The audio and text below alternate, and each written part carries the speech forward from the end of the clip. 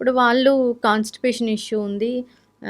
Gastric problem ఉంది అన్నప్పుడు వాళ్ళకి పసుపులో ఏదో కలిపి మీరు వాళ్ళకి మెడిసిన్ లాగా ఒక ప్యాక్ లాగా ఇచ్చారు. అంటే డిఫరెంట్ ప్రాబ్లమ్స్‌కి డిఫరెంట్ హెర్బల్స్ యాడ్ చేసి ఇస్తారా పసుపుని? ఎలా అవును. ఇస్తారు మీరు? ఇప్పుడు చెప్పాను కదా! హ్మ్. పసుపు, మిరియాలు అనేది హ్మ్. ఒక కాంబినేషన్. హ్మ్. మీరు పాలల్లో గూడా తాగొచ్చు. హ్మ్. మీకు బాగా జలుబు చేసింది, లేపోతే ఇప్పుడు చాలా చల్లగా ఉంది. హ్మ్.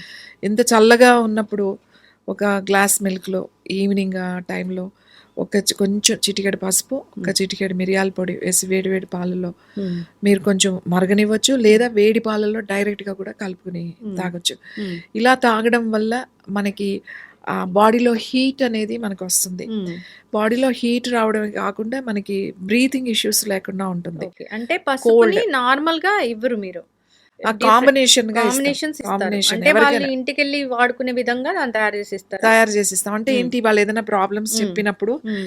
పసుపుని మనం చాలా రకాలుగా హ్మ్. వాడొచ్చు. ఇప్పుడు పసుపుతో పాటుగా హ్మ్. ఆహ్, మనం కర్పూరం కలిపామనుకోండి. హ్మ్. పచ్చ కర్పూరం కలిపాం. హ్మ్.